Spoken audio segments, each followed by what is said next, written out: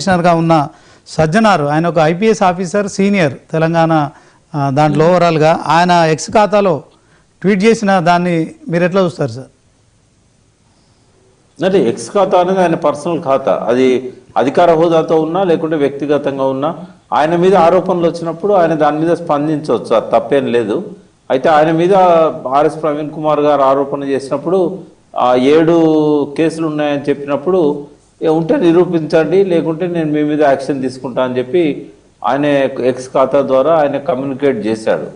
సరే, ఇది అధికారిగా ఉన్నా కూడా ఆయన రెస్పాండ్ కావచ్చు, కాకూడదని ఏం లేదు. కానీ ఒక పద్ధతి ప్రకారం పోవాలి. కమిషనర్ హోదాలో ఉన్నాడు కాబట్టి ఆయనే ఆ రకంగా సోషల్ మీడియాలో పోస్టులు పెట్టడం కంటే నేరుగా అతనికి ఆ నోటీస్ పంపించినట్టున్నారు. ఆన్సర్ వచ్చాక దాని మీద స్పందించాలి. అంతేగాని ఒక పొలిటీషియన్ లాగా ఈ మధ్య పోలీసులు కూడా పొలిటీషియన్ల కంటే ఎక్కువ మీడియా సమావేశాలు పెడుతున్నారు. ఎవరైనా దొరికినా కూడా ఇప్పుడు ఒక వ్యక్తి దోషిగా నిర్ధారణ అయ్యే వరకు అతనికి దోషిగా చేసే ప్రయత్నం ఏదైనా కూడా చట్ట వ్యతిరేకం.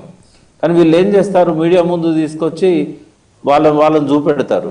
అంటే వాళ్ళు నిజంగానే దోషులైనట్టు. ఇప్పుడు కోర్టు కదా తేల్చాల్సింది, కానీ చట్టాన్ని చేతిలోకి తీసుకోవడంలో వీళ్ళందరూ కూడా దూకుడుగా వ్యవహరిస్తున్నారు.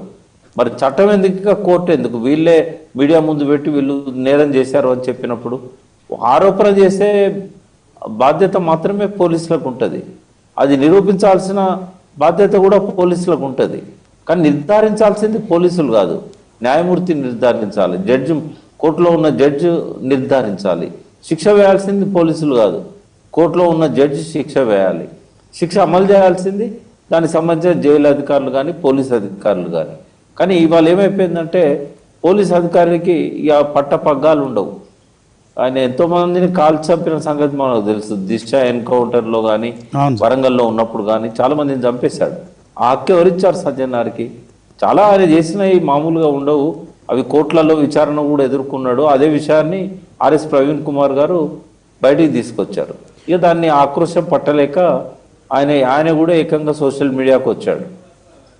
సరే, దాని విషయంలో సజ్జనార్ వ్యవహార శైలి గురించి మనం కొత్తగా మాట్లాడుకోవాల్సింది ఏం లేదు, లోకానికి అంతటికి తెలుసు. ఇవాళ సుప్రీంకోర్టులో కూడా విచారణ ఎదుర్కొంటున్నారు. దిశ ఎన్కౌంటర్ కేసులో కానీ, అంతకుముందు వరంగల్లో యాసిడ్ కేసులో 3 చంపిన కేసులో కానీ నిరపరాధులను కూడా పట్టుకొని చంపడం. ఇప్పుడు యాసిడ్ కేసులో ఒక్క వ్యక్తి యాసిడ్ పోసాడు, ఆ ముందట ఆయన బండి డ్రైవ్ చేస్తున్నాడు, ఇక్కడ పోయేద్దారా అంటే ఆయన బండి తీసుకొచ్చిండు, వెనకాల కూర్చొని యాసిడ్ పోసేది ఎవరికి తెలియదు.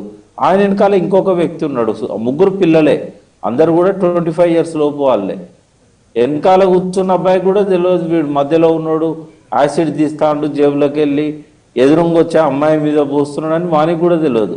బట్ 3 చంపేసే, 3 కాదు కదా, ఒక్కరిని కూడా చంపే హక్కు సజ్జనార్కు లేదు. ఏదో ఒకటి కథల్ని చంపడం అనేది బుడక ఎన్కౌంటర్లప్పుడు ఎట్లా కథలు చెప్తారో ఇటువంటి వాటి విషయంలో కూడా అట్లే కథలు చెప్తారు. రాజ్యాంగానికి తలవంపు తెచ్చే ఇటువంటి అన్ని చేస్తారు. జనవరి 26 నాడు మాత్రం మళ్ళీ 3 రంగుల జెండాకు సల్యూట్ చేసి మేము రాజ్యాంగబద్ధులుగా ఉన్నామని ఈ బొంకు మాటలు మాట్లాడుతూ ఉంటారు. మొన్న కూడా సార్ వీళ్ళకి బుద్ధి చెప్తుంది. ప్రకాష్ గారు, మొన్న కూడా కేసీఆర్ విచారణ పూర్తయిన తర్వాత కూడా గజ్వేల్ ఎమ్మెల్యే మాజీ ముఖ్యమంత్రి ఫోన్ ట్యాపింగ్ విచారణ పూర్తయిందని కూడా ఆయన ఎక్స్లో ట్వీట్ చేయడం, అంటే ఆయనను సోషల్ మీడియాలో ఇట్లా వీళ్ళు సోషల్ మీడియాను ఒక ప్లాట్ఫామ్గా వాడకుండా కట్టడి చేయాల్సిన అవసరం ఉన్నది. బట్ అది హైకోర్టుకు ఎవరో ఒకరు బిల్ రూపంలో పోయినా లేకుంటే హైకోర్టు దృష్టికి తీసుకొచ్చినా కూడా వాళ్ళు ఏమన్నా ఆంక్షలు పెట్టే అవకాశం ఉంది. ఒకవేళ అది ఆయన చేయకూడదు అని కోర్టు భావించినట్టయితే ఆయన విజ్ఞతకే వదిలేద్దాం. ఆయన ఒక కమిషనర్ ఉన్నాడు, దాన్ని ఒక పబ్లిక్ కోసం వాడుకోవాల్సిన ప్లాట్ఫామ్ను ఈ వ్యక్తిగతమైన అంశాల మీద, ఆయన అధికార పరిధిలో లేని అంశాల మీద కూడా అట్లా చేయడం అనేది కరెక్ట్ కాదు. ఓవరాల్గా సార్, ఫిబ్రవరి 11న ఈ మున్సిపల్ ఎన్నికలు జరగబోతున్నాయి. 116 మున్సిపాలిటీలు, 7 కార్పొరేషన్లు. సో మొత్తానికి కాంగ్రెస్, బీఆర్ఎస్, బీజేపీ 3 ప్రధాన పార్టీలు. అదే క్రమంలో ఇక తెలంగాణ జాగృతి కూడా పోటీ చేస్తుంది. దాంట్లో ఇంకో మద్దతు పార్టీ, జాతీయ పార్టీతోని మీకు తెలిసిందే. సో ఎలా ఉండబోతాయి సార్ ఎలక్షన్స్? ఇవి ఎలా ఉండబోతాయి అనేది మనం చెప్పలేము, ఎందుకంటే లోకల్ బాడీస్లలో ప్రభుత్వానికి కొంత ఎడ్జ్ ఉండే అవకాశం ఉంటుంది. బట్ ఎక్కడ చూసినా కూడా కొన్ని స్థానాల్లో తప్ప ఎక్కువ స్థానాలలో బీఆర్ఎస్ అండ్ కాంగ్రెస్ మధ్యనే పోటీ కనబడతా ఉంది.